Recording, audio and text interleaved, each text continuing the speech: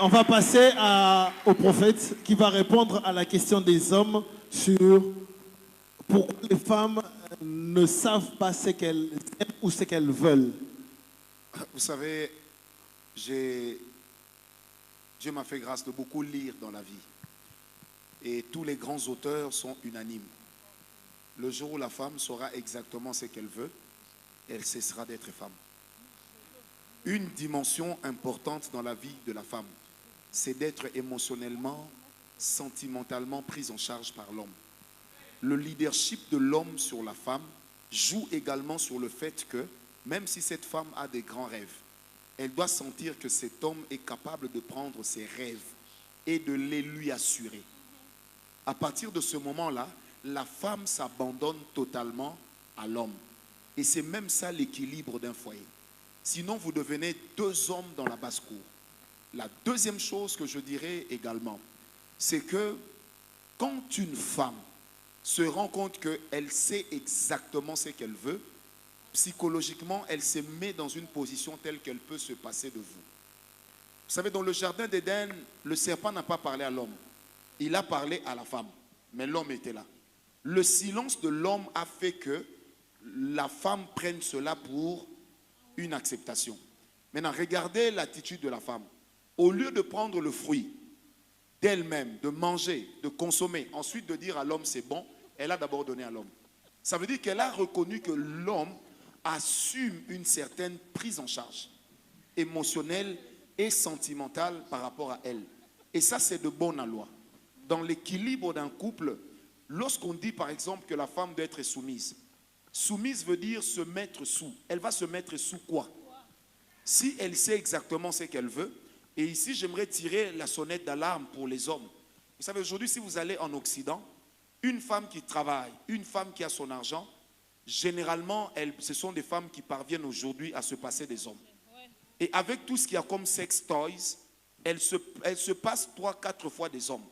Je suis passé une fois à Paris, quelque part, c'était un magasin, je passais juste devant, rassurez-vous.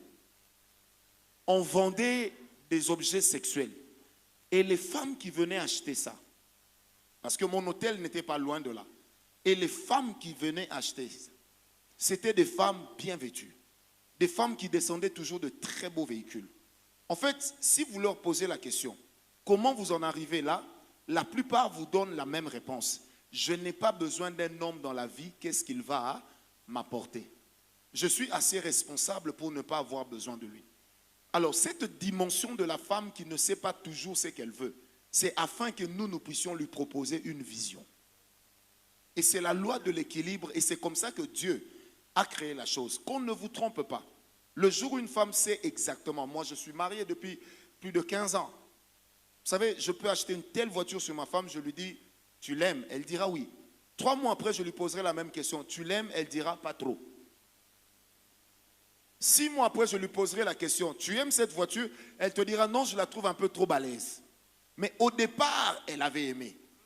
Au moins, je préfère un sentiment et une émotion qui est chancelante, mais qui ne va pas vers l'infidélité, plutôt que l'émotion et le sentiment de l'homme qui peuvent être chancelants et qui le poussent à satisfaire son côté insatiable. Et c'est là que la femme a été créée comme ça.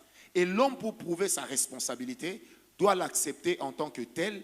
Et il doit comprendre qu'à ma femme, je dois proposer. Vous savez, moi, il m'est arrivé, ma femme se trouve à Ottawa. Elle amène le garçon, notre garçon, à l'école de foot. Elle connaît une panne de pneus, mais elle m'appelle. Je dis, est-ce que, chérie, tu te rends compte que je suis à plus de 16 000 kilomètres? Elle se fâche. Elle me dit, d'abord, tu dois le savoir parce qu'elle me dit comme ça, parce que c'est toi le chef de la famille. Et tout de suite, j'ai compris. Et quand j'ai compris, j'ai dit, écoute, pardonne-moi, attends, je te reviens. J'ai coupé le téléphone, j'ai cherché à appeler qui pouvait lui venir en aide. Ensuite, je l'ai rappelé. J'ai dit, tu vois la clé de la voiture? Il y a le numéro du concessionnaire. Chaque mois, je paye pour que si tu as ce genre de panne, qu'on puisse te dépanner sans que tu m'appelles. Elle me répond, tu veux que je t'envoie le numéro pour que tu appelles? Maintenant, je lui dis, mais ma chérie, si moi j'appelle, ça sera à l'international, ça va coûter cher. Elle me pose encore la question. Maintenant, finalement, quand moi j'ai une panne, ton travail, c'est quoi? Vous savez, tout de suite, qu'est-ce que j'ai fait? J'ai appelé le concessionnaire. Alors maintenant, regardez comment une femme sage agit. J'appelle le concessionnaire. Quand je lui reviens pour lui donner la réponse, elle me dit, ne t'en fais pas, moi aussi j'avais appelé le concessionnaire. Mais ça ne peut pas me mettre en colère. Au moins, je remarque et je comprends que peu importe l'endroit où je peux me trouver, je demeure la tête pensante de la famille. Si, si. Amen, amen, amen. C'est la sagesse. Je parle aux hommes. Est-ce que vous pouvez revenir à la pensée d'être la tête de la famille? Est-ce qu'on peut donner un plus grand amen? Est-ce qu'on peut aller à la prochaine étape?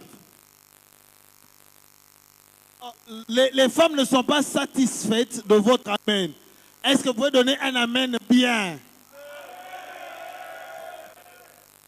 Est-ce qu'on peut avancer? Monsieur Kitoko, ce qui fait qu'on se sente homme, c'est quand la femme jette son dévolu sur toi et qu'elle te montre que c'est toi qui vas décider. Moi, on m'appelle des fois, on te dit, voilà chérie, il y a une tempête de neige. On n'aura pas le pain le matin. On fait comment? Toutes mes filles savent faire le pain. Mais il faut que moi je sorte l'idée, chérie, demande à Sarina ou à Télia de faire le pain. Ou alors, je vais vous commander le pain par Uber Eats. Mais je suis à Kinshasa. Maintenant, tu vois cette histoire-là, ça fait qu'aucun homme ne peut entrer dans ma maison. Donc même quand je ne suis pas présent, je suis présent. Petit. Baspati kaka vide thé. Hey!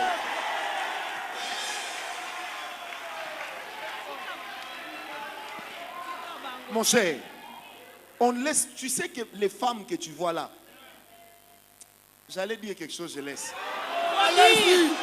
Allez-y! Ce qui montre que la femme est créée pour être soutenue, hein, c'est que comme elles sont là, elles sont déjà soutenues.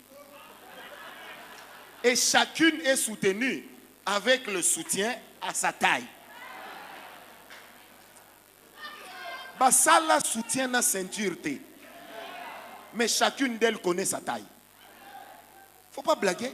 Donc Dieu les a créées pour être prises en charge. Dieu les a créées pour sentir que quand elle ne sait pas ce qu'elle veut, toi tu dois savoir ce qu'il lui faut. Amen. Moi, les meilleurs vêtements de ma femme, c'est moi. Donc les meilleures chaussures de ma femme, c'est moi. Parce qu'on peut aller avec Amen. elle dans un magasin. Si je lui dis, chérie, moi je vais du côté des hommes. Elle me dit clairement, je t'attends ici. Parce qu'elle se dit que c'est toi qui connais les meilleures choses. Tu sais pourquoi? Parce qu'au fond d'elle, il y a un programme qui dit que je dois être comme il veut, comme il doit être satisfait.